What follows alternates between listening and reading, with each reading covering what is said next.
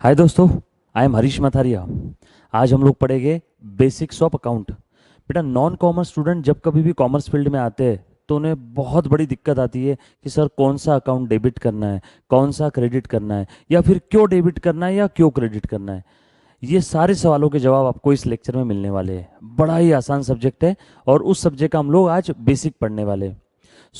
अगर किसी स्टूडेंट्स को डेबिट या क्रेडिट में दिक्कत आ रही है या अकाउंटिंग की कोई बेसिक टर्म्स में अगर दिक्कत आ रही है तो ये वीडियो का ज़रूर फायदा मिलेगा।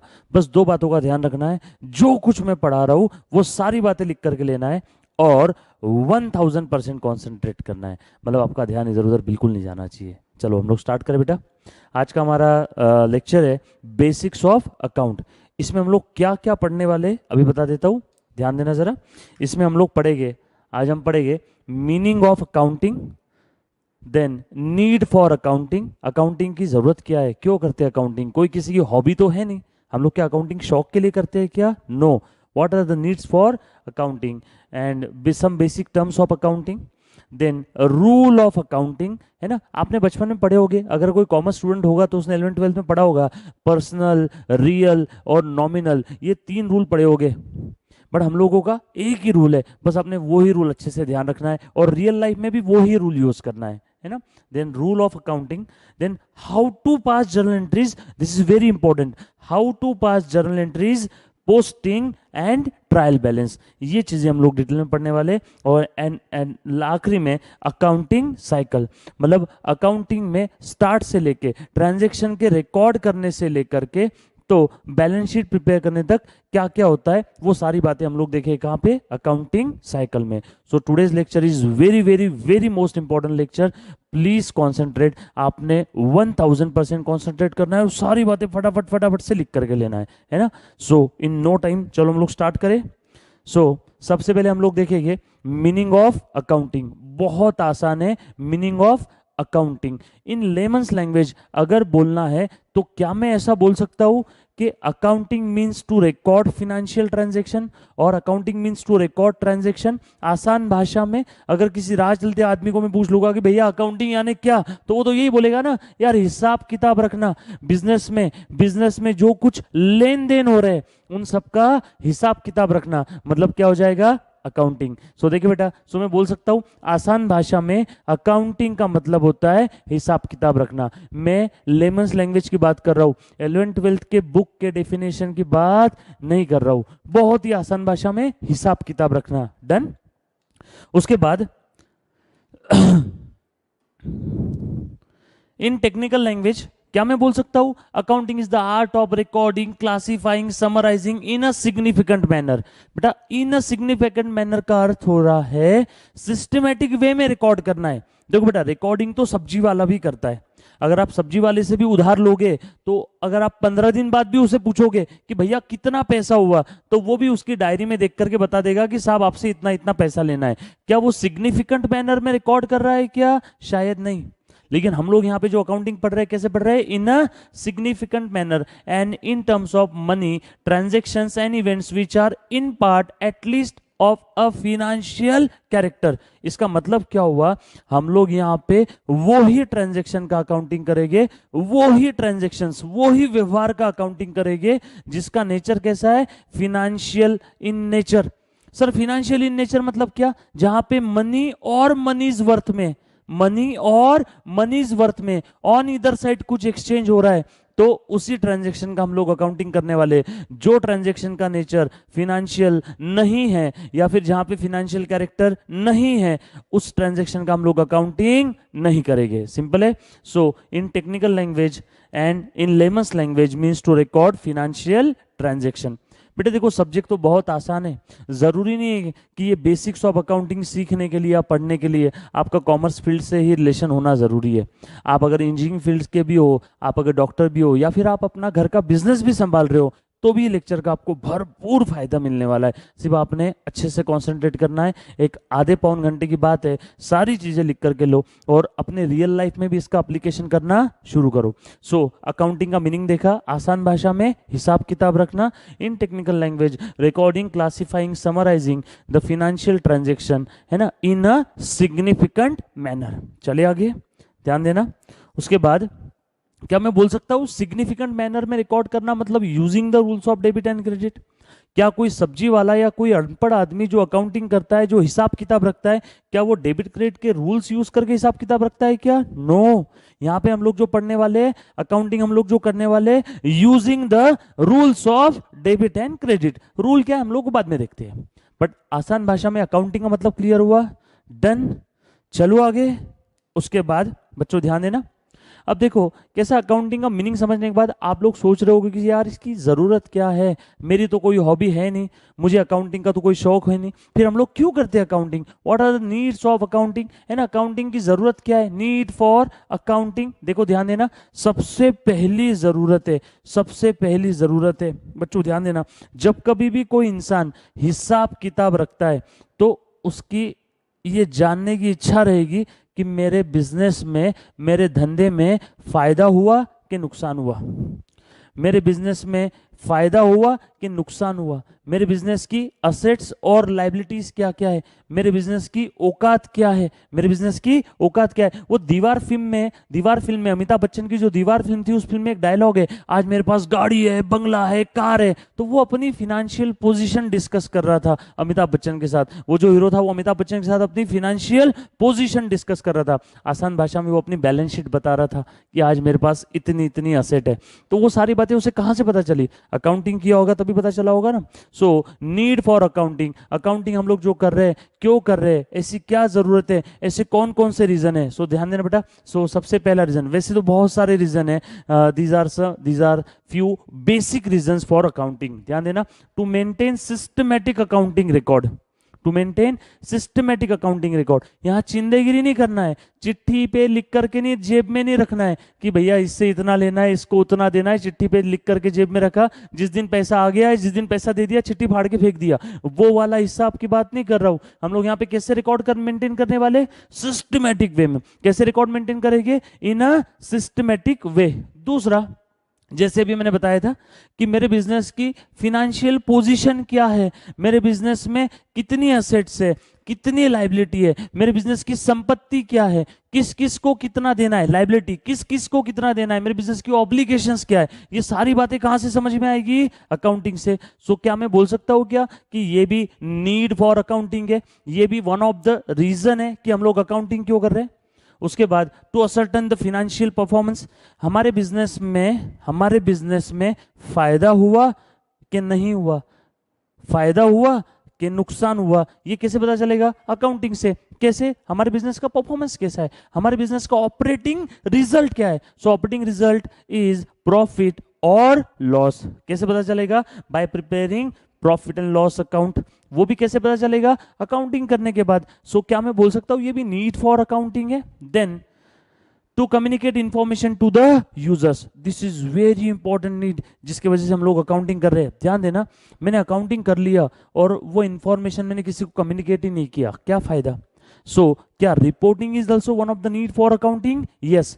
सो हमने जो अकाउंटिंग किया वो इंफॉर्मेशन हम लोग इंटरेस्टेड यूजर्स को कम्युनिकेट करेंगे। सर यूजर्स यानी कौन कौन? कुछ बिजनेस ऑर्गेनाइजेशन के अंदर के यूजर्स है, इंटरनल यूजर्स, और कुछ बाहर के यूजर्स है, एक्सटर्नल यूजर्स। बाहर के यूजर्स कौन कौन है? फॉर एग्जांपल गवर्नमेंट है, बैंक है, फिनेंशियल इंस्टीट्यूशन जो हमारे बिजनेस को लोन देने वाली है। इंटरनल यूजर्स में कौन कौन आ जाएगा? बिजनेस का ओनर है, मैनेजमेंट है, ये सारे कौन हो गए? इंटरनल यूजर्स हो गए। तो अकाउंटिंग करने के बाद इंफॉर्मेशन कम्युनिकेट करना भी उतना ही जरूरी है। लेकिन ये सब कैसे संभव रहेगा जब तक आप अकाउंटिंग नहीं करोगे? पॉसिबल है क्या? सो क्या मैं बोल सकता हूं मोटा मोटी तौर पे ये चारों भी क्या है? Needs for accounting. इसके अलावा आपने साथों साथ लिखना भी है सारी बातें। इसके अलावा कुछ अदर रीजंस भी है जिसकी वजह से हम लोग अकाउंटिंग करते हैं, है ना। फॉर एग्जाम्पल, मेरे बिजनेस में किससे कितना लेना है, किसको कितना देना है, अमाउंट रिसीवेबल, अमाउंट पेएबल, या मेरे बिजनेस में इनकम कितना हुआ, या मेरे बिजनेस के एक्सपेंसेस कितने हैं, या इनकम कितना है, ये सारी बातें कहां से समझ में आएगी? अकाउंटिंग करने के बाद। तो क्या मैं बोल सकता हूं मोटा मोटी तौर पे these are few needs for accounting. Done. एक बार फिर से रिवाइज करते हैं। देखो सबसे पहली नीड क्या थी बाबा? सिस्टमेटिक अकाउंटिंग रिकॉर्ड मेंटेन करना है। दूसरा, फाइनेंशियल पोजीशन का पता लगाना है तो अकाउंटिंग करना जरूरी है। ऑपरेटिंग रिजल्ट और financial performance of the business, accounting करना जरूरी है। Then to communicate information and other results में अमाउंट रिसीवेबल, किससे कितना लेना है, अमाउंट पेएबल, किसको कितना देना है, और मेरे बिजनेस में एक्सपेंस कितने हुए हैं, और मेरे बिजनेस की इनकम क्या क्या है ना, खर्चे और इनकम, फायदा नुकसान पता लगाना है तो अकाउंटिंग करना पड़ेगा क्या, yes. So these are few need for accounting, done. So बेटा अकाउंटिंग का मतलब समझ में आया, नीड फॉर अकाउंटिंग समझ में आया, एक बार फिर से रिवाइज करता हूं, अच्छे से ध्यान देना। So accounting means to record financial transaction और बिजनेस ट्रांजैक्शन, बिजनेस के ट्रांजैक्शंस को सिस्टमेटिक वे में रिकॉर्ड करना, यानी इन लेमन्स लैंग्वेज में बोलूंगा अकाउंटिंग करना है, इन लेमन्स लैंग्वेज, मैं डेफिनेशन की बात नहीं कर रहा हूं। And these are few needs for accounting, जैसे हमारे बिजनेस में जो अकाउंटिंग रिकॉर्ड से सिस्टमेटिक वे में मेंटेन करना है, फिनेंशियल पोजीशन पता लगाना है, फिनेंशियल परफॉर्मेंस पता लगाना है, कम्युनिकेट इंफॉर्मेशन रिपोर्टिंग पार्ट है, and receivable, payable, expense and income, ये सारी चीजें कैसे पता चलेगी, अकाउंटिंग से, डन। उसके बाद जैसे कि आप लोग जानते हो accounting is the language of business, accounting is the language of business, और कोई भी लैंग्वेज अगर पढ़ना है तो कुछ बेसिक टर्म्स पता होना बहुत जरूरी है। सो हम लोग यहां पे भी क्या देखने वाले, few basic terms of accounting. ये लिखा बेटा सभी ने, डन। चलो आगे, सो लिखे बेटा आगे, बेसिक टर्म्स ऑफ अकाउंटिंग। सबसे पहली बेसिक टर्म है जिसके बगैर अकाउंटिंग स्टार्ट ही नहीं होगा, फिनेंशियल ट्रांजैक्शन। अरे बाबा हमें अकाउंटिंग किसका करना है, बच्चों देखो ध्यान देना, धीरू भाई अंबानी शांत हो गए, भगवान जी के पास चले गए, क्या उसका अकाउंटिंग होगा क्या, नो, वो फिनेंशियल ट्रांजैक्शन नहीं है। किसी की डेथ हो जाना is not a financial transaction, birth not financial transaction, love affection not financial transaction. हम लोग इन चीजों का अकाउंटिंग नहीं करेंगे। जो जो चीजों में मनी और मनीज वर्थ में ऑन इधर साइड कोई लेन देन नहीं हो रहा है, उन चीजों का अकाउंटिंग नहीं होगा। तो किसका अकाउंटिंग होगा, फिनेंशियल ट्रांजैक्शन का। आपका सवाल, सर फिनेंशियल ट्रांजैक्शन मतलब क्या, बड़ा ही आसान है।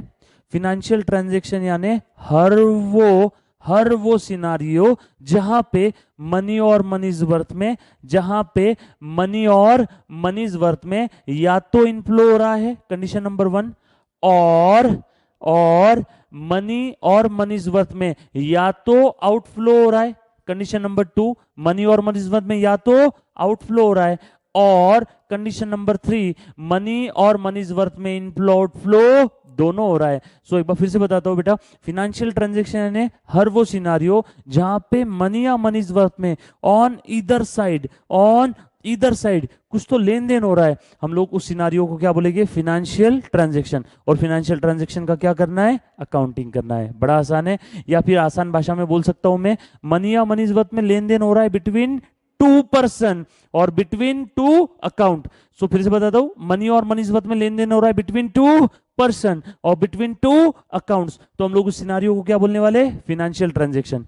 इन तीनों में से कोई एक कंडीशन भी सेटिस्फाई हो जाती है, फिर से इन तीनों में से कोई एक कंडीशन भी सेटिस्फाई हो जाती है, तो हम लोग उस क्या बोलेंगे, फिनेंशियल ट्रांजैक्शन, और उसका क्या करना पड़ेगा, अकाउंटिंग, डन। सो बेटा देखो एक बार ध्यान देना, कंडीशन 1, या तो मनी या मनीज वर्थ में इनफ्लो हो रहा है, फॉर एग्जाम्पल माल बेचा, पैसा आ गया, मनी और मनीज वर्थ में इनफ्लो हो रहा है और आउटफ्लो भी हो रहा है, माल चला गया और पैसा आ गया। For example money or money's worth में आउटफ्लो हो रहा है, मैंने किसी को पैसा उधार दिया है, पैसा तो चला गया, आउटफ्लो हो गया मनी और मनीज वर्थ में, मैंने किसी को पैसा उधार दिया है, बदले में उससे आज कुछ आया, नो, लेकिन आउटफ्लो हो गया, हाँ, तो क्या उससे भी फिनेंशियल ट्रांजैक्शन बोलेंगे, हाँ। या फिर मनी और मनीज वर्थ में इनफ्लो हो रहा है, मैंने किसी से उधारी में माल खरीदा, मनी और मनीज वर्थ में कुछ आ गया, लेकिन उसे मैंने आज पैसा नहीं दिया, आउटफ्लो नहीं हुआ, इनफ्लो हो गया। सो इनफ्लो, माल उधारी में खरीदा, पैसा नहीं दिया, आउटफ्लो नहीं हुआ, सिर्फ इनफ्लो हुआ है, ये भी फिनेंशियल ट्रांजैक्शन है, इसका अकाउंटिंग करना पड़ेगा। और मनी और मनीज वर्थ में आउटफ्लो हुआ है कि मैंने किसी को माल उधारी में बेच दिया, क्रेडिट सेल ऑफ गुड्स, पैसा आया नहीं है लेकिन माल चला गया, आउटफ्लो, क्या ये भी फिनेंशियल ट्रांजैक्शन है, इसका भी अकाउंटिंग करना पड़ेगा। और इनफ्लो आउटफ्लो दोनों हो रहा है, माल बेच दिया पैसा आ गया, माल बेच दिया पैसा आ गया, इन तीनों में से कोई एक कंडीशन भी सेटिस्फाई हो जाती है तो यस, वो सिनारियो हमारे लिए क्या रहेगा, फिनेंशियल ट्रांजैक्शन, और उसका क्या करना पड़ेगा, अकाउंटिंग, डन। ये लिखा बेटा सभी ने। उसके बाद नेक्स्ट बेसिक टर्म लिखे बेटा, नेक्स्ट बेसिक टर्म अच्छे से ध्यान देना, बिजनेस। हर किसी को पता है बिजनेस मतलब क्या, activity perform by the person on regular basis to earn some profit. Profit earn करने के लिए रेगुलर बेसिस पे हम लोग जो एक्टिविटीज करते हैं उन सारे सेट ऑफ एक्टिविटीज को हम लोग क्या बोलेंगे, बिजनेस। बहुत सिंपल है, ध्यान देना बेटा। So business is a set of activity for earning profit regularly carried on by the person. Business may be manufacturing, trading और service. Business manufacturing भी हो सकता है, ट्रेडिंग भी हो सकता है, सर्विस। मैन्युफैक्चरिंग कुछ मैन्युफैक्चर करके बेच रहे हैं आगे, सर्विस CA, डॉक्टर्स, लॉयर्स ये सर्विस देते हैं, और ट्रेडिंग किराना दुकान, माल खरीद रहा है बेच रहा है, माल खरीद रहा है बेच रहा है। उसके बाद नेक्स्ट इंपॉर्टेंट टर्म गुड्स, सबने बेटा साथ में लिखना भी है और ध्यान भी देना है। गुड्स अच्छे से ध्यान देना, गुड्स यानी हर वो चीज और आर्टिकल और आइटम जिस चीज में हम लोग डील कर रहे हैं, एन आर्टिकल आइटम और थिंग्स इन विच जिसमें हम लोग डील कर रहे हैं। For example computer sale service वाले बिजनेसमैन के लिए computer, CD, keyboard, floppy, pen drive ये सारे क्या हो जाएंगे, गुड्स। किराना दुकान वाले के लिए गेहूं, चावल, शक्कर ये सारी चीजें क्या हो जाएगी, गुड्स। एग्जैक्टली। सो गुड्स यानी क्या, आर्टिकल, प्रोडक्ट और items which are regularly traded by the businessman, which are regularly traded by the businessman are called as goods. Clear बेटा। बच्चों हम लोग अभी क्या पढ़ रहे हैं, हम लोग बेसिक्स ऑफ अकाउंटिंग में अकाउंटिंग का मीनिंग देख चुके हैं, नीड फॉर अकाउंटिंग देख चुके हैं, और हम लोग अभी कुछ बेसिक टर्म्स देख रहे हैं। ये बेसिक टर्म्स पढ़े बगैर हम लोग अकाउंटिंग स्टार्ट नहीं कर सकते। These are compulsory basic terms जो अकाउंटिंग स्टार्ट करने के पहले हमें पढ़ना बहुत जरूरी है। सो बेटा आपको समझ में आया। सो फिनेंशियल ट्रांजैक्शन, वो 3 कंडीशन में से कोई एक कंडीशन भी सेटिस्फाई हो जाती है तो हम लोग फिर उसे फिनेंशियल ट्रांजैक्शन बोलेंगे, और उसका क्या करना पड़ेगा, अकाउंटिंग। देन बिजनेस है ना, एक्टिविटी और set of activity perform on regular basis to earn some profit. Then goods, product, article और item in which businessman regularly trade, businessman regularly trade जिसमें हम लोग रेगुलर बेसिस पे ट्रेड करते हैं उस चीज को हम लोग क्या बोल देंगे, गुड्स। उसके बाद नेक्स्ट बेसिक टर्म है बेटा असेट्स, प्रॉपर्टी, संपत्ति। असेट यानी मैं बोलना चाहूंगा ऐसा रिसोर्स, ध्यान देना, ऐसा रिसोर्स जिसका बेनिफिट बिजनेस को फ्यूचर में भी मिलेगा, जिसका बेनिफिट बिजनेस को फ्यूचर में भी मिलेगा। फॉर एग्जाम्पल ध्यान देना बेटा, मैंने मेरे बिजनेस में फर्नीचर परचेस किया, आज मैंने पेमेंट कर दिया फर्नीचर का, या फिर मैंने उधारी में परचेस किया, पेमेंट करना बाकी है, तो क्या वो फर्नीचर असेट हुआ कि नहीं हुआ, अभी पता लगाते हैं। सबसे पहला सवाल, हे फर्नीचर बता क्या तेरा बेनिफिट बिजनेस को फ्यूचर में भी मिलेगा क्या? फर्नीचर बोलेगा हाँ साहब मिलेगा, गेम ओवर, फर्नीचर ये असेट है। उस फर्नीचर की वजह से मेरे बिजनेस को अगर फ्यूचर में भी अगर कुछ इकोनॉमिक बेनिफिट मिलता है तो क्या वो मेरे लिए असेट है क्या? हाँ। अब यहाँ पे कुछ बच्चे सवाल पूछेंगे कि सर अगर वो फर्नीचर मैंने रेंट से लिया तो क्या मेरे लिए असेट रहेगा क्या?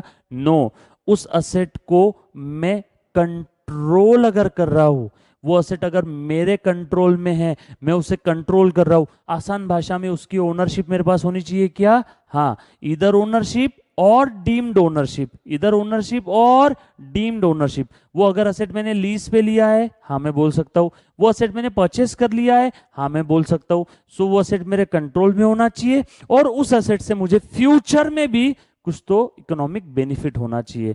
तो क्या उस रिसोर्स को मैं असेट बोल सकता हूं? हाँ। So asset means resources having some future economic benefit. Asset means resources having some future economic benefit, और वो मेरे कंट्रोल में होना चाहिए। Resource control by the enterprise as a result of past event. कोई तो पास्ट इवेंट की वजह से वो असेट मेरे बिजनेस में आया। सर वो पास्ट इवेंट का नाम क्या रहेगा? अरे मैंने खरीदा ना, परचेस करना ये एक इवेंट है कि नहीं? तो वो इवेंट की वजह से वो असेट मेरे बिजनेस में आया, रिजल्ट ऑफ पास्ट इवेंट। क्या वो मेरे कंट्रोल में है? हाँ। क्या उसका फ्यूचर इकोनॉमिक बेनिफिट है? हाँ। डन। ये हो गया टेक्निकल लैंग्वेज में, या फिर आसान भाषा में बोल सकता हूं resources having some future economic benefit is an asset. Simple है, इसके बहुत सारे एग्जाम्पल है, cash, car, computer, furniture, land, building, plant, machine, goodwill, copyright, patent right, ये सारे असेट्स के एग्जाम्पल है। असेट्स बेसिकली दो टाइप की होती है, टेंजिबल, इनटेंजिबल। टेंजिबल असेट जिसे मैं देख सकता हूं, छू सकता हूं। इनटेंजिबल असेट जो टेंजिबल असेट नहीं है, जिसे मैं देख नहीं सकता, छू नहीं सकता, लेकिन उसकी मार्केट में वैल्यू है। इनटेंजिबल असेट का बेस्ट एग्जांपल है goodwill, patent right, copyright. Tangible asset plant and machine, furniture, car, है ना, कंप्यूटर, ये सारे मेरे हो गए टेंजिबल असेट। डन। सो प्यार से अगर बोलना है तो मैं ऐसा बोल सकता हूं, property of every description of the business, property of every description of the business is an asset। Simple है, ये लिखा बेटा सभी ने, चलो फटाफट से लिखो। Done, okay. उसके बाद ड्राइंग। ड्राइंग बड़ा ही आसान है बेटा, ओनर का बिजनेस से जो कुछ विड्रॉल रहेगा फॉर पर्सनल पर्पस, ओनर ने अपने पर्सनल पर्पस के लिए बिजनेस से अगर कुछ विड्रॉल किया होगा तो उस विड्रॉल को हम लोग क्या बोलेंगे, drawing. So drawing is withdrawal of the investment by the owner from the business for his और हर हाउस होल्ड और डोमेस्टिक और पर्सनल यूज और पर्सनल पर्पस। सिंपल है, पक्का।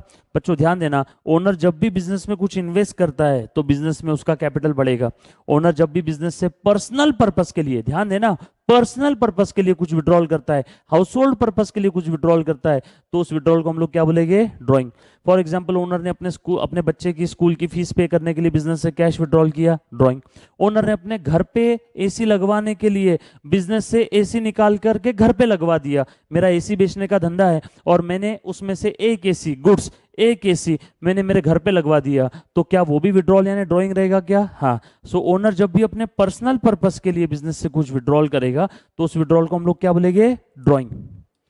उसके बाद डेटर्स, बड़ा आसान है, पार्टी ऑफ पर्सन जिससे in future money or money's worth में कुछ लेना है।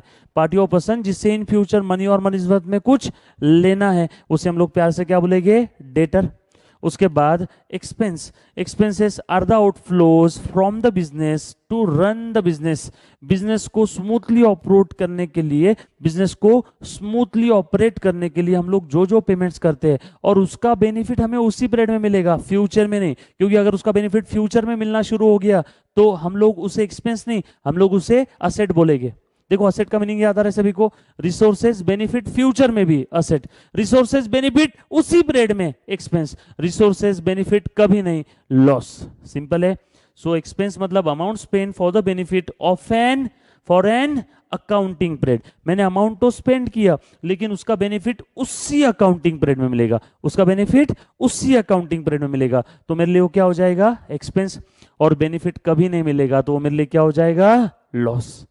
सिंपल है, benefit amount spend but no benefit will receive, ना आज मिला है ना फ्यूचर में मिलेगा, तो मेरे लिए क्या हो जाएगा, लॉस।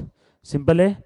चलो आगे लिखे बेटा फटाफट से। सो drawing, debtors, expense and losses. अच्छा, एक और चीज इंपॉर्टेंट बता रहा हूं, ध्यान देना अच्छे से। जब भी मैं अकाउंटिंग करूंगा तो एक बात का हमेशा ध्यान रखना कि ओनर और बिजनेस दोनों सेपरेट सेपरेट पर्सन है। फॉर एग्जाम्पल मैंने पानी पूरी बेचने का बिजनेस स्टार्ट किया, तो जो पानी पूरी का जो बिजनेस है वो सेपरेट पर्सन और मैं ओनर, मैं सेपरेट पर्सन। जब भी मैं बिजनेस में कुछ लगाऊंगा तो ऐसा समझो मैं बिजनेस नाम के पर्सन को कुछ दे रहा हूं, और जब भी मैं बिजनेस से कुछ विड्रॉल करूंगा मेरे पर्सनल पर्पस के लिए तो मैं बिजनेस नाम के पर्सन से मेरे पर्सनल पर्पस के लिए विड्रॉल कर रहा हूं, तो मेरे लिए क्या हो जाएगा, ड्राइंग। और बिजनेस में जब भी मैं कुछ लगा रहा हूं मेरे पर्सनल कैपेसिटी में तो वो क्या हो जाएगा, capital. So investment by the owner in the business is capital, withdrawal of the investment for personal purpose is drawing. Simple है। सो हमेशा ध्यान रखना जब भी आप अकाउंटिंग करोगे तो आपने ये सोचना है कि owner and business are separate separate person, दोनों सेपरेट सेपरेट एंटिटी है। ये ऐसा हम लोग क्यों करते हैं, क्योंकि इसके पीछे की वजह है, एक अकाउंटिंग कॉन्सेप्ट है, उसका नाम है बिजनेस एंटिटी कॉन्सेप्ट। उस कॉन्सेप्ट का क्या कहना है? हे अकाउंटेंट सुन, जब भी तू अकाउंटिंग करेगा you have to think from the point of view of business and not from the point of view of any other third person. जब भी तू अकाउंटिंग करेगा तो तूने ये सोचना है कि ओनर और बिजनेस दोनों सेपरेट सेपरेट पर्सन है, दोनों एक नहीं है। क्लियर है? पक्का? तो बेटा अब तक हमने क्या क्या देखा, फटाफट से बताना। सबसे पहले हमने अकाउंटिंग का मीनिंग देखा, आसान भाषा में हिसाब किताब रखना। उसके बाद देखा हमने need for accounting. Need for accounting में क्या क्या था, है ना? सबसे पहली नीड सिस्टमेटिक वे में रिकॉर्ड हो जाएगा, बिजनेस का फाइनेंशियल पोजीशन समझ में आ जाएगा। प्रॉफिट एंड लॉस अकाउंट बना लेंगे तो प्रॉफिट हुआ है लॉस हुआ ये समझ में आ जाएगा। और सबसे आखिरी में कम्युनिकेट इंफॉर्मेशन रिपोर्टिंग। और कुछ अदर रीजंस भी दे, डेटर्स किससे कितना लेना है, किसको कितना देना है, क्रेडिटर्स, बिजनेस में एक्सपेंस कितने हैं या इनकम कितनी है, ये सारी चीज़ें पता लगाने के लिए भी हम लोग क्या करते हैं, अकाउंटिंग। उसके बाद हमने कुछ बेसिक टर्म्स देखी है। उसके बाद तीसरी चीज़ हमारी क्या चल रही थी, basic terms of accounting. Basic terms में हमने क्या क्या देखा, सबसे पहले हमने देखा फिनेंशियल ट्रांजैक्शन। फिनेंशियल ट्रांजैक्शन यानी हर वो ट्रांजैक्शन जहाँ पे मनी या मनीजवत में या तो इनफ्लो या तो आउटफ्लो या तो इनफ्लो आउटफ्लो दोनों हो रहा है, इन तीनों में से कोई एक कंडीशन भी सेटिस्फाई हो गई तो हम लोग उसे क्या बोलेंगे, फिनेंशियल ट्रांजैक्शन। उसके बाद हमने देखा बिजनेस, देन गुड्स जिस चीज में मैं डील कर रहा हूँ। उसके बाद हमने देखा asset, property of every description of the business. उसके बाद देखा drawing, then debtors, then expense, then losses. उसके बाद की बेसिक टर्म है, लिखे बेटा, लाइबिलिटी। उसके बाद की बेसिक टर्म है liabilities. So liabilities are the financial obligation of the business. Liabilities are the financial obligations of the business. मतलब मनी और मनीज वर्थ में अगर किसी को कुछ देना है, मेरी जिम्मेदारी है, तो मेरे लिए वो क्या हो जाएगा, लाइबिलिटीज। मेरे बिजनेस की वो क्या हो जाएगी, लाइबिलिटीज। अच्छे से ध्यान देना। फॉर एग्जाम्पल मैंने बैंक से लोन लिया तो बैंक लोन मेरे बिजनेस की क्या हो गई, लाइबिलिटी। सिंपल है।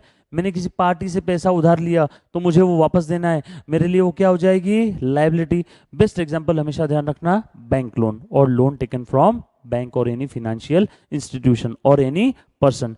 So is the best example for liability. Simple है. So liabilities means amounts payable by the business to outsiders and includes capital. Sir ये आखिरी में क्या लिखा है, includes capital? Yes, capital ये भी बिजनेस की लाइबिलिटी है, क्योंकि बिजनेस ने, जो कि सेपरेट पर्सन है, मैं ओनर सेपरेट पर्सन हूं, बिजनेस सेपरेट पर्सन है, बिजनेस ने मुझसे पैसा लिया था, बिजनेस ने मुझसे पैसा लिया था, उस पैसे को आप लोग क्या बोलोगे, कैपिटल। उस पैसे को आप लोग क्या बोलोगे, कैपिटल। ओनर ने मनी और मनी वर्थ में जो कुछ बिजनेस में लगाया उसे हम लोग क्या बोलेंगे, कैपिटल। मैंने मेरी पर्सनल कार बिजनेस में लगा दी जिसका वैल्यूएशन 5 लाख था, बिजनेस का कैपिटल कितना हो गया, 5 लाख। 2 लाख रुपए कैश लगाए, बिजनेस का कैपिटल अब कितना हो गया, कार 5 लाख का और 2 लाख कैश कितना हो गया, 7 लाख रुपीस। समझ में आ रहा है, पक्का? सो ओनर ने बिजनेस को जो कुछ दिया वो आज नहीं तो कल बिजनेस ओनर को वापस करेगा ना, बिजनेस ओनर को वापस करेगा ना, तो बिजनेस की वो क्या हो गई, liability. So capital is also the liability of the business towards owner. Owner को आज नहीं तो कल, मतलब बिजनेस ओनर को वापस करेगा, बिजनेस ओनर को वापस करेगा। सिंपल है। सो लाइबिलिटीज के बाद कैपिटल। अभी अभी में कैपिटल का मतलब देखा है, कैपिटल मींस अमाउंट इन्वेस्टेड, और मनी और मनीज वर्थ में ओनर ने जो कुछ इन्वेस्ट किया, amount invested by the owner, amount invested by the owner in the business is the capital of the business, is the capital of the business. Simple है। so owner के point of view से business में investment हो गई, business के point of view से business का वो capital हो गया। Simple है। so capital के बाद creditors, party or person जिसको in future कुछ देना है, क्रेडिटर। अगर किसी से कुछ लेना है तो वो बंदा कौन हो गया, डेटर। किसी को कुछ देना है इन फ्यूचर तो क्रेडिटर। फॉर एग्जाम्पल मैंने मिस्टर महेश से पैसे उधार लिए, मैंने बंटी भाई से पैसे उधार लिए, तो बंटी कौन हो गया मेरे लिए, क्रेडिटर। मैं बंटी के लिए कौन हो गया, डेटर। लेकिन हम लोग जब भी अकाउंटिंग करेंगे तो हम लोग बिजनेस के पॉइंट ऑफ व्यू से सोचेंगे। ये बिजनेस ने बैंक से लोन लिया, ये बिजनेस ने बैंक से लोन लिया, सो बैंक क्या हो गई इस बिजनेस के लिए, क्रेडिटर। सिंपल है। पक्का? So creditors are the party of person जिसे इन फ्यूचर हमें कुछ देना है, ऐसी पार्टी या पर्सन जिसको इन फ्यूचर कुछ देना है क्रेडिटर, ऐसी पार्टी या पर्सन जिसे इन फ्यूचर कुछ लेना है, कुछ लेना है, वो कौन हो जाएगा? डेटर। जिससे लेना है डेटर, जिसको इन फ्यूचर देना है क्रेडिटर। सिंपल है। सो creditors are the person to whom business has to pay money due to credit purchase. For example मैंने किसी से उधारी में माल परचेस किया तो पार्टी या पर्सन कौन हो जाएगा मेरे लिए? क्रेडिटर। गुड। उसके बाद इनकम। इनकम बिजनेस के ऑपरेशंस की वजह से जो कुछ रिसीट आ रही है, बिजनेस के ऑपरेशंस की वजह से जो कुछ रिसीट आ रही है, क्या मैं उन रिसीट्स को इनकम बोल सकता हूं क्या? फॉर एग्जाम्पल मैंने माल बेचा, पैसा आया 1000 रुपए, इनकम हो गया। किसी को मैंने मेरी प्रॉपर्टी रेंट से दिया, बिजनेस की प्रॉपर्टी रेंट से दिया, उससे रेंट आ रहा है, इनकम हो गया। किसी को मैंने बिजनेस में पैसा उधार दिया, उससे इंटरेस्ट आ रहा है, इनकम हो गया। सो मैं बोल सकता हूं income means any amount received और रिसीवेबल अराइजिंग ड्यू टू और out of the regular operations of the business. For example interest receive, rent received, simple है। सेल्स, ये सब मेरे लिए क्या हो जाएगा? इनकम। लिखा बेटा सभी ने? चलो फटाफट से लिखे। डन। अब तक हमने कौन कौन से बेसिक टर्म देखी, अच्छे से ध्यान देना। बेसिक टर्म्स बता रहा हूं। सबसे पहले basic term financial transaction, then asset, then drawing, debtors, expense, losses, liability, capital, creditors, income. Simple है। और बिजनेस एंड गुड्स। उसके बाद नेक्स्ट बेसिक टर्म है गेन। अच्छे से ध्यान देना बेटा। Sorry, recording of transaction. Recording of transaction मतलब क्या? जो बच्चा जब पहली बार कोई ट्रांजैक्शन पढ़ता है तो उसे using the rules of debit and credit वो क्या करने की कोशिश करता है? रिकॉर्ड करने की कोशिश करता है। मतलब बिजनेस के जो फिनेंशियल ट्रांजैक्शंस है उन ट्रांजैक्शन को पढ़ने के बाद using the rules of debit and credit जो रिकॉर्ड करना है, उस प्रोसीजर को हम लोग क्या बोलेंगे? Recording of transaction. टेक्निकली हम लोग उसे क्या कहते हैं? Journal entry. टेक्निकली हम लोग उसे क्या कहते हैं? जर्नल एंट्री पास करना। To journalize the transaction means to record transaction. Recording of transaction is also called as journalizing. या the record business transaction using the rules of debit and credit. Simple है। उसके बाद purchase. Purchase माल खरीद रहा हूं, है ना? परचेस हम लोग यहाँ पे परचेसर्स के पॉइंट ऑफ व्यू से देख रहे हैं। और जब भी मैं अकाउंट सब्जेक्ट में परचेस की बात करूंगा तो समझ जाना मैं परचेस ऑफ गुड्स की बात कर रहा हूं। So purchase means buying of goods और raw material. Buying of goods और रॉ मटेरियल। मैन्युफैक्चरर है तो वो रॉ मटेरियल बाय करेगा, है ना? उस रॉ मटेरियल से गुड्स बनाएगा, फिनिश गुड्स बनाएगा और आगे बेचेगा। So purchase means purchase of goods और रॉ मटेरियल। उसके बाद sales, again sellers point of view, sale means sale of goods. Sale means sale of goods और transfer of ownership from one person to another person. यहाँ पे ownership transfer होना चाहिए। अगर ownership transfer नहीं हुआ तो सेल नहीं होगा। फिजिकल पोजीशन भले ही चेंज हो चाहे ना हो, उससे हमें कोई फर्क नहीं पड़ेगा। माल भले ही मेरी ही दुकान में पड़ा है, माल भले ही मेरे ही दुकान में पड़ा है, लेकिन मैंने बिल बना दिया, ओनरशिप ट्रांसफर हो गई, क्या वो सेल कहलाएगा क्या? हाँ। मैं फिजिकल पोजीशन की बात नहीं कर रहा हूं। Sale means transfer of ownership from one to another person. और कुछ कंडीशन है, अच्छे से ध्यान देना। ओनरशिप ट्रांसफर होना चाहिए, ownership must be in goods and consideration in money or money's worth must be given by one person to another person. या तो एक्चुअल में मिल जाना चाहिए या तो उससे पैसा लेना बाकी है, वो फ्यूचर में देगा, है ना? कंसिडरेशन मिलना चाहिए मतलब जरूरी नहीं कि हर बार कंसिडरेशन इन कैश मिल जाएगा। इन कैश भी चलेगा, इन काइंड भी चलेगा, या अगर वो फ्यूचर में भी देता है तो भी चलेगा। क्या यहाँ पे सेल हो जाएगा क्या अगर ओनरशिप ट्रांसफर हो गया इन गुड्स तो? हाँ। So sale means sale of goods. Simple. उसके बाद ध्यान देना, इन्वेंट्री, जो माल नहीं बिका है, मेरे गोडाउन में पड़ा है, अनसोल्ड गुड्स, प्यार से हम लोग उसे स्टॉक बोलेंगे। So inventory is a technical term for stock, unsold goods और unused raw material. It includes raw material, stock of work in progress and finish goods. उसके बाद कैपिटल एक्सपेंडिचर, बड़े ही काम का वर्ड है, हमेशा काम आने वाला है। काफी बार अकाउंटेंट लोगों को भी तकलीफ आ जाती है कि कौन सा कैपिटल एक्सपेंडिचर है, कौन सा रेवेन्यू एक्सपेंडिचर है। अच्छे से ध्यान देना। सो कैपिटल एक्सपेंडिचर, इसका बेस्ट एग्जांपल देता हूं, पहले एग्जांपल देता हूं उसके बाद एक्सप्लेन करूंगा। सो कैपिटल एक्सपेंडिचर का बेस्ट एग्जांपल है, हमने बिजनेस में कार परचेस किया 10 लाख रुपए का, वो जो 10 लाख रुपीज पे किया वो कैपिटल एक्सपेंडिचर है। नहीं सर वो तो कार है, हाँ बिल्कुल सही है, वो कार है, वो असेट है, लेकिन कैपिटल एक्सपेंडिचर हुआ तब कहां जाके असेट पैदा हुआ। सर इसका मतलब क्या मैं ये बोल सकता हूँ क्या कैपिटल एक्सपेंडिचर की वजह से बिजनेस में एसेट जनरेट होती है? हाँ। सर वो एसेट है तो उसका बेनिफिट फ्यूचर में भी मिलेगा? हाँ। मतलब कैपिटल एक्सपेंडिचर का बेनिफिट लंबे समय तक मिलता है। सिंपल है।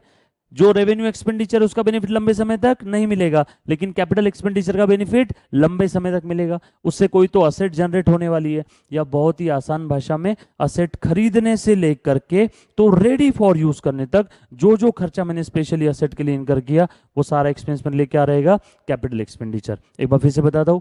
फॉर एग्जाम्पल, मैंने कार परचेस किया, सो कार परचेस करने के बाद मेरे बिजनेस प्रीमाइसेस में लेकर आने तक क्या क्या खर्चे लगने वाले देखना जरा। रोड टैक्स लगेगा, म्युनिसिपैलिटी टैक्स लगेगा, इंश्योरेंस वगैरह जो भी खर्चे है, ये जो इनिशियल एक्सपेंडिचर है ना, to to bring that assets to its present location. Asset खरीदने से रेडी फॉर यूज करने तक जो जो एक्सपेंस लगने वाले वो सारे एक्सपेंस में लेके आ रहेंगे कैपिटल एक्सपेंडिचर। एक और एग्जांपल देता हूं। मैंने प्लांट एंड मशीन परचेस किया 10 लाख रुपीस का, इंडियन करेंसी में 10 लाख रुपीस का। कहां से? आउट ऑफ इंडिया से। तो उस प्लांट एंड मशीन को इंडिया में लेकर के आने के लिए शिपिंग चार्जेस लगे, कैपिटल एक्सपेंडिचर। वो असेट इंडिया में आ गए, उसके बाद मेरे बिजनेस प्रीमाइसेस तक लेकर आने के लिए और भी ट्रांसपोर्ट चार्जेस लगा, वो भी यहाँ पे कैपिटल एक्सपेंडिचर रहेगा। वेट, मैं सारे ट्रांसपोर्ट चार्जेस को कैपिटल एक्सपेंडिचर नहीं बोल रहा हूं, मैं वो ही एक्सपेंस को कैपिटल एक्सपेंडिचर बोल रहा हूं जो एक्सपेंस हमने इनकर किए हैं to bring that asset to its present location. Asset को खरीदने से लेकर के तो रेडी फॉर यूज करने तक जो जो खर्चे लगे वो सारे क्या रहेंगे? Capital expenditure. उस असेट को इंस्टॉल करने के लिए इंजीनियर को फीस पे किया, वो भी कैपिटल एक्सपेंडिचर। सिंपल है। असेट इंस्टॉल होने के बाद अभी तक वो रेडी फॉर यूज नहीं हुआ है, ट्रायल रन चल रहा है। उस असेट से, उस मशीन से हम कुछ प्रोडक्ट बना रहे हैं, ट्रायल रन चल रहा है, तो ट्रायल रन का एक्सपेंडिचर भी कैपिटल एक्सपेंडिचर रहेगा। सो असेट खरीदने से लेकर के तो रेडी फॉर यूज करने तक जो जो खर्चे लगे वो सारे खर्चे क्या रहेंगे? Capital expenditure. कैपिटल एक्सपेंडिचर का बेनिफिट कैसा मिलता है? लंबे समय तक। कैपिटल एक्सपेंडिचर से हमारे बिजनेस में क्या होता है? असेट पैदा होती है। सिंपल है। सो कैपिटल एक्सपेंडिचर का कोई स्पेसिफिक डेफिनेशंस नहीं है, हमें सारी टेस्ट अप्लाई करके देखना पड़ेगा। देखिए जरा बेटा एक बार यहाँ पे। So capital expenditure is an expenditure which incurred to acquire asset, to acquire or to bring into existence an advantage or benefit enduring nature।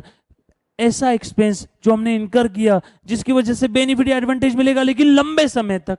उसके बाद टू इंक्रीज द प्रोडक्टिविटी और earning capacity of the asset. For example, मेरा एक cinema hall है, उसमें पहले 300 viewers, 300 लोग बैठते थे, मैंने सिनेमा हॉल में चेंजेस करवाए और 100 चेयर्स और लगवा दी, अब 400 लोग बैठते। तो वो जो 100 चेयर्स लगवाने के लिए जो जो खर्चा हुआ वो भी मेरा क्या रहेगा? Capital expenditure. To increase the productivity और capacity of the asset, to increase the productivity और कैपेसिटी ऑफ द सेट, ये जो मैंने खर्चा किया है वो भी मेरे लिए क्या रहेगा? Capital expenditure. उसका बेनिफिट कब तक मिलेगा? लंबे समय तक। सिंपल है। अकाउंटिंग ट्रीटमेंट कैसे रहेगा? कैपिटल एक्सपेंडिचर को असेट के वैल्यू में ऐड कर दो, बस यही उसका अकाउंटिंग ट्रीटमेंट है। असेट खरीदने से रेडी फॉर यूज करने तक जो जो खर्चे स्पेशली असेट के लिए इनकर किए वो सारे खर्चे असेट की कॉस्ट में ऐड कर दो। सिंपल है, ये ही उसका ट्रीटमेंट है। अब अकाउंटिंग कैसे करना है वो हम लोग रूल्स पढ़ने के बाद देखेंगे। अभी हम लोग क्या पढ़ रहे हैं? Some basic terms of accounting. Examples, expense incurred before the asset is put to use, है ना। या फिर एक सेकंड हैंड असेट परचेस किया, सेकंड हैंड असेट परचेस किया और रेडी फॉर यूज करने के पहले, रेडी फॉर यूज करने के पहले मैंने उसे रिपेयर किया, तो वो रिपेयरिंग एक्सपेंस भी कैपिटल एक्सपेंडिचर हो जाएगा। बच्चों ध्यान देना, रिपेयरिंग एक्सपेंस कुछ कुछ केसेस में रेवेन्यू एक्सपेंस रहेगा, कुछ कुछ केसेस में कैपिटल एक्सपेंडिचर है, तो आपको वहां पे प्रॉपर टेस्ट अप्लाई करना पड़ेगा। उस एक्सपेंस का बेनिफिट लंबे समय तक मिल रहा है, कैपिटल। उस एक्सपेंस से असेट पैदा हो रही है, कैपिटल। या फिर वो एक्सपेंस हमने असेट खरीदने से रेडी फॉर यूज करने तक इस पीरियड में अगर इनकर किया है तो भी कैपिटल। सिंपल है, क्लियर हुआ बेटा? This is very very very most very very very important term. Clear है? चलो आगे, ये लिखा बेटा सभी ने? चलो फटाफट से लिखे।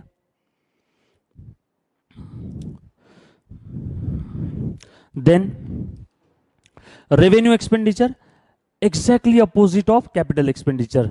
कैपिटल एक्सपेंडिचर का बेनिफिट लंबे समय तक मिलता था, रेवेन्यू एक्सपेंडिचर का बेनिफिट लंबे समय तक नहीं मिलेगा। मतलब सर कब तक मिलेगा? उसी पीरियड में मिलेगा, जिस पीरियड का अकाउंटिंग चल रहा है उसी पीरियड में मिलेगा। कैपिटल एक्सपेंडिचर से असेट पैदा होती थी, रेवेन्यू एक्सपेंडिचर से कोई असेट पैदा नहीं होती है, रेवेन्यू एक्सपेंडिचर से कोई भी असेट पैदा नहीं होगी। सिंपल है, ध्यान देना।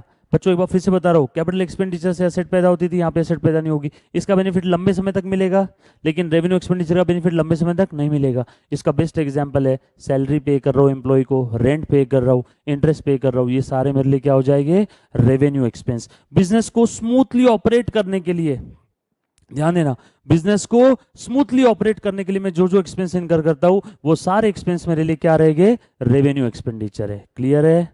चलो आगे ध्यान देना जरा।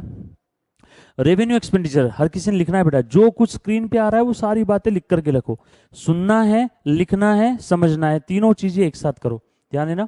सो revenue expenditure is an expenditure which is incurred to maintain the productivity. बच्चों यहां पे इंक्रीज है या मेंटेन है?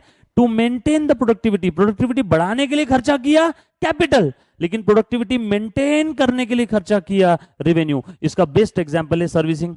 हम हमारे एसेट की समय समय पे सर्विसिंग करते हैं, उसकी कैपेसिटी बढ़ाने के लिए या फिर जो उसकी कैपेसिटी है, जो प्रोडक्टिविटी है, उसे मेंटेन रखने के लिए, मेंटेन रखने के लिए। सो सर्विसिंग एक्सपेंस या फिर जो भी हमारे एसेट का एनुअल मेंटेनेंस है, वो सारा खर्चा जो रहेगा वो सब क्या रहेगा, रेवेन्यू एक्सपेंडिचर। और to carry out operating activity in normal course of business, ये सब मेरे लिए क्या हो जाएगा, रेवेन्यू एक्सपेंडिचर। और इसका अकाउंटिंग ट्रीटमेंट क्या रहेगा, वैसे हम लोग अकाउंटिंग ट्रीटमेंट बाद में देखेंगे, लेकिन अभी बता देता हूँ, जो कॉमर्स स्टूडेंट है उन्हें समझ में आ जाएगा मैं क्या कहना चाह रहा हूँ। इसका अकाउंटिंग ट्रीटमेंट हर बार हम लोग इसे खर्चा बोल के नर्क में डाल देंगे। सर नर्क यानी क्या, पी एंड एल अकाउंट की डेबिट साइड। इसे खर्चा बोल करके हम लोग पी एंड एल अकाउंट के डेबिट साइड में ट्रांसफर कर देंगे, क्योंकि सारे ऑपरेटिंग एक्सपेंसेस हम लोग ट्रेडिंग पी एंड एल के डेबिट में लिखते हैं। अब कौन सा खर्चा ट्रेडिंग में, कौन सा पी एंड एल में, हम लोग बाद में देखेंगे। एग्जाम्पल ऑलरेडी हमने देखा है, लिखा बेटा सभी ने। उसके बाद गेन, विदाउट हार्डवर्क जो कुछ मिल रहा है वो गेन है। बहुत सिंपल है, ज्यादा एक्सप्लेनेशन की जरूरत नहीं है। उसके बाद डिस्काउंट, कस्टमर को लालच देते हैं कि भैया हमारा माल खरीद ले, या फिर किसी डेटर से पैसा लेना होगा, पैसा ही नहीं दे रहा है काफी समय से, तो मैं उसको बोलता हूं आज शाम तक अगर पैसा दे दिया तो 10% डिस्काउंट मिल जाएगा। सो कस्टमर को माल बेचने के लिए, सेल बढ़ाने के लिए भी डिस्काउंट देते हैं, या किसी से पैसा निकलवाना होगा तो हम लोग उसे भी डिस्काउंट देते हैं। दोनों डिस्काउंट अलग अलग है। किसी से पैसा जल्दी निकलवाना होगा तो हम लोग उसे कैश डिस्काउंट देते हैं, और माल अगर बेचना होगा, धंधा बढ़ाना होगा, ट्रेड बढ़ाना होगा तो हम लोग ट्रेड डिस्काउंट देते हैं। Trade discount, cash discount. Discount यानी क्लियर हुआ, ध्यान देना बेटा अच्छे से। डिस्काउंट इज एन अलाउंस और कंसेशन इन प्राइस, और discount is given so that the buyer is induced to place an order and later to make payment in time. है ना, माल बेचने के लिए और पैसा समय में निकालने के लिए। पैसा जल्दी निकलवाना है, कैश डिस्काउंट। माल जल्दी बेचना है, बिकवाना है, ट्रेड डिस्काउंट। सो बच्चों ध्यान देना, अब तक हमने जो पढ़ा, हमने अकाउंटिंग का मीनिंग देखा, नीड फॉर अकाउंटिंग देखा, कुछ बेसिक टर्म्स देखी। कौन कौन सी बेसिक टर्म देखी, एक बार फिर से रिवाइज करवाता हूं, अच्छे से ध्यान देना। Business, financial transaction, goods, asset, drawing, debtors, expense, losses, liabilities, capital, creditors, incomes, gains, capital expenditure, revenue expenditure, discount. इतनी हमने बेसिक टर्म देखी, टोटल 16 बेसिक टर्म्स देख ली है। अब देखो बेटा, अब आपको अकाउंटिंग का मीनिंग तो समझ में आया होगा, कुछ बेसिक टर्म्स भी समझ में आ गई होगी, आसान भाषा में हिसाब किताब रखना। और लेकिन हम लोग कैसे अकाउंटिंग कर रहे हैं, in a significant manner, in a systematic way. तो अब सिस्टमैटिक वे में अकाउंटिंग करने का अर्थ होता है using the rules of debit and credit. Using the rules of debit and credit बहुत आसान है, अच्छे से ध्यान देना बेटा। मैं आपको रूल बताने जा रहा हूं, देखो बेसिक टर्म्स हमने पढ़ लिया, अब मैं आपको रूल बताने जा रहा हूं, अच्छे से कंसंट्रेट करना और सारी चीजें लिख करके लेना है। बच्चों ध्यान देना, 11th 12th में आपने पढ़ा होगा personal, real and nominal accounts, ये 3 रूल पढ़े होंगे। ये तीनों भी रूल करेक्ट है, मैं बिल्कुल इनके खिलाफ नहीं जा रहा हूँ। लेकिन रियल लाइफ में जब भी आप अकाउंटिंग करोगे या जब भी आप किसी प्रोफेशनल से मिलोगे तो वो एक ही रूल की बात करेगा, वो ही रूल मैक्सिमम अकाउंटिंग सॉफ्टवेयर में यूज होता है, और वो ही रूल से आपने भी अकाउंटिंग करना है। वो रूल की हेल्प एंट्री में भी हो जाएगी, पोस्टिंग में, बैलेंसिंग में, in the preparation of financial statement में भी आप लोग वो रूल को यूज कर सकते हो। तो रूल बताता हूँ, अच्छे से ध्यान देना। हमने इस रूल में क्या किया है, दुनिया के जितने भी अकाउंट्स है उन सारे अकाउंट्स को टोटल 10 कैटेगरीज में डिवाइड कर दिया है। कौन कौन से अकाउंट से, ध्यान देना, मैं रूल बता रहा हूँ, यहां से सारी बातें अच्छे से ध्यान रखो और लिखो। रूल क्या है बेटा, ध्यान देना। So all assets, drawing, debtors, expense and losses. Wait, मैंने क्या क्या बोला है? ऑल एसेट्स, मतलब मालूम है सभी को, property of every description of the business, drawing, withdrawal of the investment, debtors, expense and losses. 5 item है। अब ये पांचों का opposite, asset, property of the every description, संपत्ति। अब इसका अपोजिट क्या है? लाइबिलिटीज। ड्राइंग का अपोजिट क्या है? कैपिटल। डेटर्स का अपोजिट क्या है? क्रेडिटर्स। एक्सपेंस का अपोजिट क्या है? इनकम। और लॉसेस का अपोजिट क्या है? गेन। तो ये पांचों के जो अपोजिट टर्म है, ये पांचों की जो अपोजिट टर्म है, तो टोटल कितनी टर्म्स हो गई? 10। सो कौन कौन सी टर्म हो गई एक बार ध्यान देना। असेट्स, मेरे साथ बोले बेटा सब लोग एक साथ, हाँ, assets, drawing, debtors, expense and losses. Opposite, liabilities, capital, creditors, incomes and gains.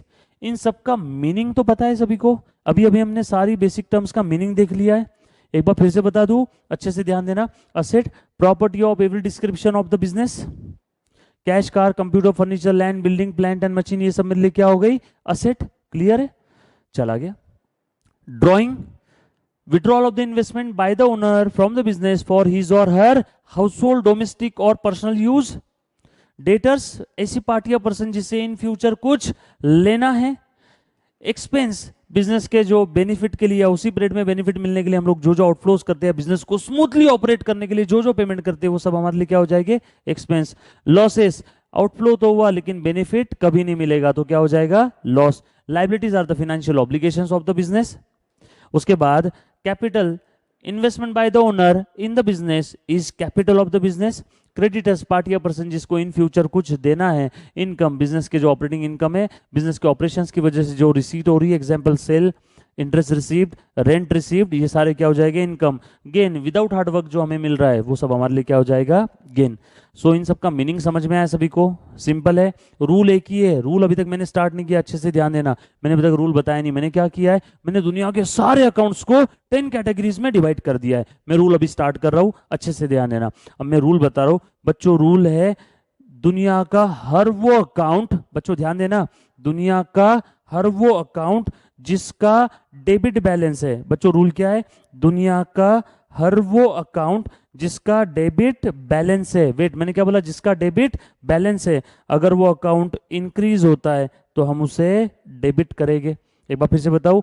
So if debit balance further increase will be debited. Opposite बोलने का काम नहीं है। अगर वो कम होता है तो हम लोग उसे क्रेडिट करेंगे। सो बड़ा आसान है, रूल बड़ा आसान है, ध्यान देना। So if debit balance further increase will be debited. Debit balance वाला अकाउंट अगर बढ़ता है तो डेबिट करो। अपोजिट, अगर कम हो रहा है तो क्रेडिट करो। वेट, आपके मन में सवाल आ रहे होंगे, सर कौन से अकाउंट का डेबिट बैलेंस है? बताता हूं, पहले रूल तो समझो। रूल क्या है? If debit balance further increase will be debited. Opposite, कम हो रहा है तो क्रेडिट करो। उसके बाद दुनिया का हर वो अकाउंट जिसका क्रेडिट बैलेंस है, वो अगर बढ़ता है तो क्रेडिट करो। अपोजिट, कम हो रहा है तो डेबिट करो। सो रूल क्या है एक बार फिर से बताना। If debit balance further increase will be debited. Opposite बोलने का काम नहीं, कम हुआ तो क्रेडिट करो। If credit balance further increase will be credited. Opposite बोलने का काम नहीं, कम हुआ तो डेबिट करो। सिंपल है। सो डेबिट बैलेंस वाला अकाउंट बढ़ रहा है तो हम लोग उसे डेबिट करेंगे। क्रेडिट बैलेंस वाला अकाउंट अगर बढ़ रहा है तो हम लोग उसे क्रेडिट करेंगे। अपोजिट बोलने का काम नहीं है। अब आपका सवाल, हाँ बेटा बंटी बोल। सर कौन से अकाउंट्स का डेबिट बैलेंस है? ध्यान देना, कौन कौन से अकाउंट का डेबिट बैलेंस है? तो all assets, drawing, debtors, expense and losses are always always always having debit balance. Simple है। मैंने क्या बोला? अच्छे से ध्यान देना। दुनिया के जितने भी असेट के अकाउंट है, drawing, debtors, expense and losses are always always always having debit balance. मेरे बिजनेस की दुनिया में जितने भी asset, drawing, debtors, expense, losses, ये कैटेगरी के अकाउंट है, उनका हमेशा हमेशा के लिए डेबिट बैलेंस रहेगा। क्लियर हुआ? मतलब ये टाइप के account, asset, drawing, debtors, expense and losses, ये टाइप के account, asset, drawing, debtors, expense and losses, ये टाइप के अकाउंट अगर बढ़ते हैं तो डेबिट करो। Asset, drawing, debtors, expense, losses, ये टाइप के अकाउंट अगर कम होते हैं तो क्रेडिट करो। फिर से आपका सवाल, सर ये बढ़ना कम होना क्या है, कहाँ से समझ में आएगा? तो बेटा ट्रांजैक्शन से। ट्रांजैक्शन पढ़ना है, चेक करना है, मातृभाषा में कन्वर्ट करना है और देखना है कौन सा अकाउंट बढ़ रहा है, कौन सा अकाउंट कम हो रहा है। फॉर एग्जाम्पल मेरे बिजनेस में कैश आ गई, मेरे बिजनेस में कैश आ गई, तो कैश नाम की असेट बढ़ी या कम हुई? बढ़ गई। कैश बढ़ गई तो हम लोग कैश को क्या करेंगे? डेबिट करो, क्योंकि कैश का डेबिट बैलेंस, कैश का डेबिट बैलेंस, और डेबिट बैलेंस वाले अकाउंट बढ़ते हैं तो डेबिट करो, बढ़ते हैं तो डेबिट करो, अपोजिट कम होते हैं तो क्रेडिट करो, अपोजिट कम होते हैं तो क्रेडिट करो। और ये बढ़ना कम होना कहां से समझ में आएगा? ट्रांजैक्शन से। सिंपल है, सो सिंपल। सो रूल बहुत आसान है, एक ही रूल है, if debit balance further increase will be debited, opposite बोलने का काम नहीं। If credit balance further increase will be credited, opposite बोलने का काम नहीं है। और ये बढ़ना कम होना कहां से समझ में आएगा? ट्रांजैक्शन से। मेरे बिजनेस में कैश आ गई तो पहले पता लगाओ कैश कहां पे आएगा? Asset, drawing, debtors, expense, losses, liability, capital, creditor, income, gain. Cash कहां पे आएगा? कैश आएगा असेट में। बिजनेस में कैश आ गई यानी बिजनेस में कैश बढ़ गई, कैश असेट में, असेट का डेबिट बैलेंस मतलब कैश का भी डेबिट बैलेंस, मतलब कैश बढ़ती है तो डेबिट करो, कैश कम होती है तो क्रेडिट करो, कैश बढ़ रही है कम हो रही है समझेगा? ट्रांजैक्शन से। ट्रांजैक्शन पढ़ना है, मातृभाषा में कन्वर्ट करना है, चेक करना है कौन सा अकाउंट बढ़ रहा है, कौन सा कम हो रहा है। बिजनेस से कैश चली गई, बिजनेस से कैश चले गई, वेट में सारी चीजें बिजनेस से ही बात कर रहा हूं क्योंकि मुझे बिजनेस एंटिटी कॉन्सेप्ट फॉलो करना है। You have to record all the accounting transaction from the point of view of business and not from the point of view of any other third person. So business से आ रहा है, business से जा रहा है, बिजनेस में आ रहा है, बिजनेस से जा रहा है, आपने वो चेक करना है। सो बिजनेस से कैश चली गई यानी बिजनेस से कैश कम हो गई, बिजनेस से कैश कम होगी, कैश असेट है, कैश का डेबिट बैलेंस है, कैश कम होती तो कैश को क्रेडिट करो। सिंपल है, डोंट वरी, मैं सारी एंट्रीज के एग्जांपल लेने वाला हूं, अभी बस मैं आपको रूल समझा रहा हूं। रूल क्या है बस इतना लर्न करके रख लेना, all asset, drawing, debtors, expense and losses are always always always always always having debit balances. So ये टाइप के account, asset, drawing, debtors, expense, losses, ये टाइप के अकाउंट बढ़ते हैं तो डेबिट करो, अपोजिट कम होते हैं तो क्रेडिट करो। सिंपल। और उसके बाद all liabilities, capital, creditors, incomes and gains are always having credit balance. अगर ये टाइप के अकाउंट बढ़ते हैं तो क्रेडिट करो, अपोजिट कम होते हैं तो डेबिट करो। बढ़ना या कम होना समझेगा ट्रांजैक्शन से, और बढ़ना या कम होना किसके पॉइंट ऑफ व्यू से देखना है? बिजनेस के पॉइंट ऑफ व्यू से, ना कि किसी और पर्सन के पॉइंट ऑफ व्यू से। सिंपल है, बढ़ना या कम होना किसके पॉइंट ऑफ व्यू से देखना है? बिजनेस के पॉइंट ऑफ व्यू से। रीजन क्या है इसके पीछे का? Business entity concept. So rule एक बार फिर से बता रहा हूं, all assets, drawing, debtors, expense and losses are always having debit balances, and all liabilities, capital, creditors, incomes and gains are always having credit balances। ये टाइप के account, asset, drawing, debtors, expense, losses, ये type के account बढ़ते हैं तो debit करो, liability, capital, creditors, incomes और gains, ये टाइप के अकाउंट बढ़ते हैं तो क्रेडिट करो, अपोजिट कम हो रहे हैं तो बोलने का काम नहीं। सिंपल है। चलो आगे, ये रूल लिखा बेटा सभी ने, बहुत ज्यादा जरूरी रूल है, बहुत इंपॉर्टेंट रूल है, मिस नहीं करना है, अच्छे से लिख करके रखना है, रियल लाइफ में भी इसकी काफी यूज होगी। बच्चा कोई भी फील्ड कर रहा हो, CA, CS, CMA, BCom, MCom, MBA, या फिर रियल लाइफ में बिजनेस कर रहा हो, तो भी उसके लिए ये रूल बहुत ज्यादा काम का है। सिर्फ करना क्या है, जो भी ट्रांजेक्शन लिखा रहेगा उसे पढ़ना है, मातृभाषा में कन्वर्ट करना है और चेक करना है उसके वजह से, उस ट्रांजेक्शन की वजह से कौन सा अकाउंट बढ़ रहा है, कौन सा कम हो रहा है। बताता हूँ कैसे चेक करना है, बट हाल फिलहाल ये रूल लिख करके रख लो। चलो आगे। सर एक बार फिर से रूल बता दो फिर से। All assets, drawing, debtors, expense and losses are always having debit balances. अगर ये टाइप के अकाउंट बढ़ते हैं तो डेबिट करो, कम होते हैं तो क्रेडिट करो। So asset, drawing, debtors, expense, losses always having debit balance. बढ़ रहा है तो डेबिट, कम हो रहा है तो क्रेडिट करो। एंड इसके अपोजिट अकाउंट, असेट का अपोजिट लाइबिलिटीज, ड्रॉइंग का अपोजिट कैपिटल, डेटर्स के अपोजिट क्रेडिटर्स, एक्सपेंस के अपोजिट इनकम, लॉसेस के अपोजिट गेन, और डेबिट बैलेंस के अपोजिट क्रेडिट बैलेंस। ये टाइप के अकाउंट अगर बढ़ते हैं तो क्रेडिट करो, कम हो रहा है तो डेबिट करो। बहुत सिंपल है, एक बार फिर से बता दूं। So all assets, drawing, debtors, expense, losses are always having debit balances. बढ़ रहे तो डेबिट करना है, कम हो रहे तो क्रेडिट करना है। Liabilities, capital, creditors, incomes and gains are always having credit balance. ये टाइप के अकाउंट बढ़ते हैं तो क्रेडिट करो, अपोजिट कम हो रहा है तो डेबिट करो। अच्छा, बढ़ना है कम होना कहां से समझ में आएगा? बढ़ना है कम होना कहाँ समझ में आएगा? ट्रांजैक्शन से। किसके पॉइंट ऑफ व्यू से? बिजनेस के पॉइंट ऑफ व्यू से चेक करना है। फॉर एग्जांपल मैंने मिस्टर महेश को कैश दिया तो महेश के पास कैश बढ़ा लेकिन मेरे बिजनेस में कैश कम हो गया, तो मैं क्या देखूंगा? मेरे बिजनेस के पॉइंट ऑफ व्यू से देखूंगा, ना कि किसी थर्ड पार्टी के पॉइंट ऑफ व्यू से। क्लियर है? So you have to think from the point of view of business and not from the point of view of any other third person. Done? चलो आगे। ये clear हो बेटा सभी को? पक्का? चलो मैं कुछ आपको जर्नल एंट्रीज करके बताता हूं यूजिंग दिस रूल। अच्छे से ध्यान देना।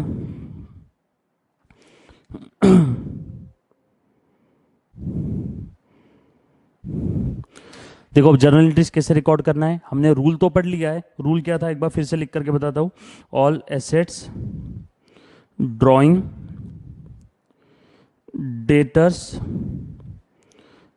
Expenses and losses are always having debit balance. Wait, मैंने ये नहीं बोला है कि हमेशा डेबिट होने वाले, मैंने क्या बोला? इनका हमेशा डेबिट बैलेंस है।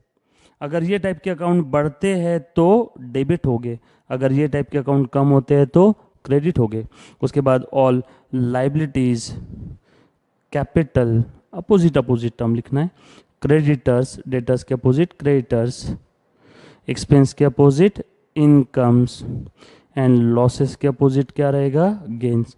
और डेबिट बैलेंस के अपोजिट क्रेडिट बैलेंस, इन सब का क्रेडिट बैलेंस है। ये टाइप के अकाउंट बढ़ते हैं तो क्रेडिट करो, कम होते हैं तो डेबिट करो। बहुत सिंपल है। रूल समझ में आया सभी को? अब देखो जरा मैं एक दो जर्नल एंट्री का एग्जांपल दे रहा हूँ, अच्छे से ध्यान देना बेटा। रूल लिख लिया सभी ने? फॉर एग्जाम्पल कैश,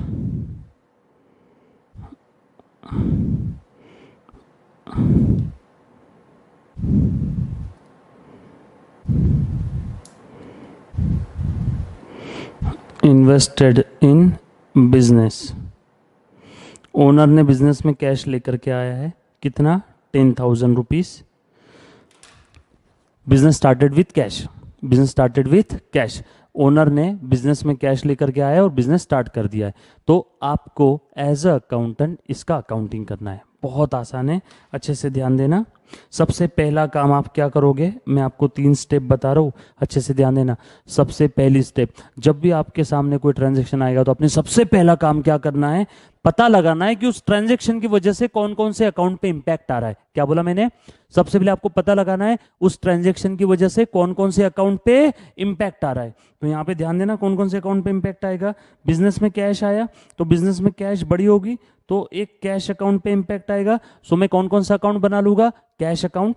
और दूसरा, ओनर ने बिजनेस में पैसा इन्वेस्ट किया, जब भी ओनर बिजनेस में कुछ लाता है तो कौन से अकाउंट पे इंपैक्ट होता है? कैपिटल पे। सो यहाँ पे दूसरा कौन सा अकाउंट बनेगा?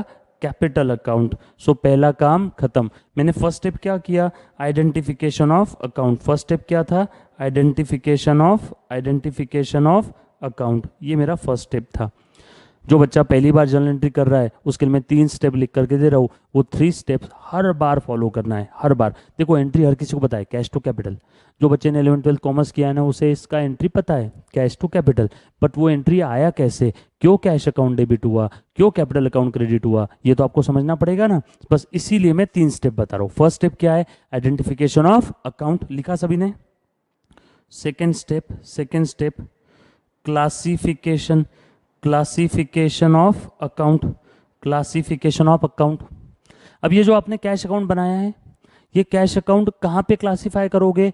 Asset, drawing, debtors, expense, losses, liabilities, capital, creditors, income और गेन, कहाँ पे क्लासिफाई करोगे? कैश ये मेरे लिए असेट है, असेट का डेबिट बैलेंस। सो यहाँ पे कैश का भी मैं क्या बोलूँगा? Debit balance. वेट, मैंने क्या बोला? कैश का डेबिट बैलेंस है। मैंने ये डिसाइड नहीं किया अभी तक कि वो डेबिट होगा या क्रेडिट होगा, मैंने सिर्फ इतना बोला है कि कैश का डेबिट बैलेंस है। अब ध्यान देना, डेबिट बैलेंस का रूल क्या है? अगर वो अकाउंट बढ़ता है तो डेबिट करो, अपोजिट कम हो रहा है तो क्रेडिट करो। बढ़ना या कम होना का समझेगा ट्रांजैक्शन से। ट्रांजैक्शन क्या है? ओनर ने बिजनेस में कैश लाया, तो बिजनेस के पॉइंट ऑफ व्यू से सोचना है, ओनर के या किसी थर्ड पार्टी के पॉइंट ऑफ व्यू से नहीं। किसके पॉइंट ऑफ व्यू से सोचना है? बिजनेस के। ओनर ने बिजनेस में कैश लाया तो बोलो बेटा बिजनेस में कैश बढ़ी या कम हुई? बिजनेस में कैश, यस, बिजनेस में कैश बढ़ गई। कैश बढ़ गई। कैश का डेबिट बैलेंस, कैश बढ़ती है तो कैश को डेबिट करो। So third step, apply the rule and pass the entry. So cash क्या होगा यहाँ पे, डेबिट। सिंपल है। सो कैश का डेबिट बैलेंस है और ओनर ने बिजनेस में कैश लाया तो कैश बढ़ गया, सो कैश क्या हो जाएगा, डेबिट। बड़ा सिंपल था। उसके बाद ओनर ने बिजनेस में कैश लाया तो कैपिटल अकाउंट बनेगा यहाँ पे, कैपिटल, कैपिटल का credit balance, credit balance, credit balance. Rule, बढ़ता है तो क्रेडिट करो, कम हुआ तो डेबिट करो। कुछ बच्चों का सवाल, सर कैपिटल अकाउंट क्यों बनाए? अरे बाबा, ओनर जब भी बिजनेस में मनी और मनी वर्थ में कुछ लाता है तो उस इन्वेस्टमेंट को हमने क्या पढ़ा था थोड़ी देर पहले, capital. So capital is the investment by the owner in the business in money or money's worth. तो यहाँ पे ओनर ने बिजनेस में कैश लाया तो बोलो बिजनेस में कैपिटल बढ़ेगा या कम होगा, कैपिटल बढ़ेगा। कैपिटल का क्रेडिट बैलेंस बढ़ता है तो क्रेडिट करो। सो मैं बोल सकता हूं यहाँ पे cash account will be debited and capital account will be credited. Cash account will be debited and capital account will be credited. Simple था बेटा। रूल अप्लाई करना आ रहा है सभी को, बहुत आसान है, अच्छे से ध्यान देना। First step, identification of account. Second step, classification of account. And third step, apply the rule, pass the entry. ये आसान भाषा में ट्रांजेक्शन पढ़ो, कौन कौन सा अकाउंट बन रहा है वो चेक करो, और वो अकाउंट का कौन सा बैलेंस है, डेबिट बैलेंस है और वो अकाउंट बढ़ रहा है, डेबिट करो। Opposite, credit. वो अकाउंट का क्रेडिट बैलेंस है और वो अकाउंट बढ़ रहा है, क्रेडिट करो। अपोजिट, डेबिट करो। सिंपल है। So first step, identification of account, classification of account, and third step, apply the rule and pass the entry. यहाँ पे कैश अकाउंट बना, कैपिटल अकाउंट बना। कैश का डेबिट बैलेंस है और बिजनेस में कैश बढ़ रही है इसलिए मैंने कैश को डेबिट किया। कैपिटल का क्रेडिट बैलेंस है और बिजनेस में कैपिटल बढ़ रहा है इस ट्रांजैक्शन की वजह से, इस ट्रांजैक्शन की वजह से बिजनेस में कैपिटल बढ़ रहा है और कैश भी बढ़ रही है। कैश का डेबिट बैलेंस हो कैश अकाउंट डेबिट, कैपिटल का क्रेडिट बैलेंस हो capital account will be credit. Simple है। चलो आगे। उसके बाद एक और ट्रांजैक्शन लेता हूं। ये लिखा बेटा सभी ने, चलो फटाफट से लिखे। डन। उसके बाद एक और ट्रांजैक्शन लिखो, second transaction.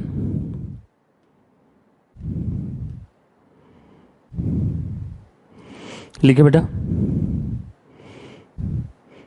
Car purchase for rupees 2 lakh. Second hand car purchase किया है 2 लाख रुपए का। फिर से बताओ कौन कौन से अकाउंट्स बनेंगे। First step, identification of account. कौन कौन सा अकाउंट बनेगा? एक तो बनेगा कार अकाउंट और दूसरा, सर यहाँ पे कार परचेस किया है तो परचेस अकाउंट बनाओ क्या ना। परचेस अकाउंट कब बनेगा, अच्छे से ध्यान देना, जब कभी भी परचेस ऑफ गुड्स रहेगा तो ही परचेस अकाउंट बनेगा, अदरवाइज परचेस अकाउंट नहीं बनेगा। सो कब कब बनेगा purchase account? Purchase of goods और रॉ मटेरियल है तो ही परचेस अकाउंट बनेगा, अदरवाइज नहीं। सर यहाँ पे कार गुड्स है या नहीं, हमें कैसे पता चलेगा? पूछो क्वेश्चन से, हे क्वेश्चन बता, क्या ये बिजनेसमैन कार में डील करता है तो गुड्स है, और कार में डील नहीं करता है तो कार यहाँ पे गुड्स नहीं है। सब भी कार क्या है? असेट। सो कार असेट है, असेट का डेबिट बैलेंस। सो क्लासिफिकेशन में लिख दिया मैंने डेबिट बैलेंस, यानी कार अकाउंट अगर बिजनेस में बढ़ रहा है तो डेबिट करो, कम हो रहा है तो क्रेडिट करो। सर बिजनेस में कार आ गई यानी कार एज असेट इंक्रीज हो गई, सो कार अकाउंट यहाँ पे क्या होगा? Debit 2 lakh rupees. Car account क्या हो जाएगा यहाँ पे? Debit 2 lakh rupees. सर यहाँ पे पैसा दिया है नहीं दिया हमें तो पता ही नहीं है। वेट, अमाउंट के बारे में, पेमेंट के बारे में कुछ बोला है क्या? नो। पार्टी का नाम दिया है क्या? नो। तो हम लोग यहाँ पे सोचेंगे यहाँ पे पेमेंट कर दिया होगा। सो दूसरा अकाउंट कौन सा बनेगा? Cash account. सर यहाँ पे चेक से पेमेंट भी कर सकते हैं क्या? हाँ, जैसे हम लोग आगे प्रोफेशनल एग्जामिनेशन या प्रोफेशनल कोर्सेज में अगर कुछ पढ़ते हैं, कुछ बोला नहीं है, अमाउंट अगर एक स्पेसिफिक अमाउंट से, एक स्पेसिफिक लिमिट से अगर ऊपर है तो हम लोग वहाँ पे ऐसा सोचते हैं कि चेक से पेमेंट किया होगा। यहाँ पे आपको समझाने के लिए मैं बता रहा हूँ कैश में पेमेंट किया है। सो कैश ये भी असेट है, इसका भी डेबिट बैलेंस। सो यहाँ पे लिखूंगा डेबिट बैलेंस। कैश बढ़ रही है तो डेबिट करो, कम हो रही है तो क्रेडिट करो। अब इस ट्रांजैक्शन की वजह से कैश बढ़ रही है या कम हो रही है? कार परचेस किया तो पैसा दिया होगा, तो बिजनेस से, हमारे बिजनेस से पैसा कम हो गया, कैश कम हो गया, तो कैश को क्या करो? क्रेडिट करो। So cash account will be credited. Simple है। जर्नल एंट्री का फॉर्मेट मैं आपको बताता हूँ, बट क्यों डेबिट हो रहा है, क्यों क्रेडिट हो रहा है, ये क्लियर हो बेटा सभी को? पक्का?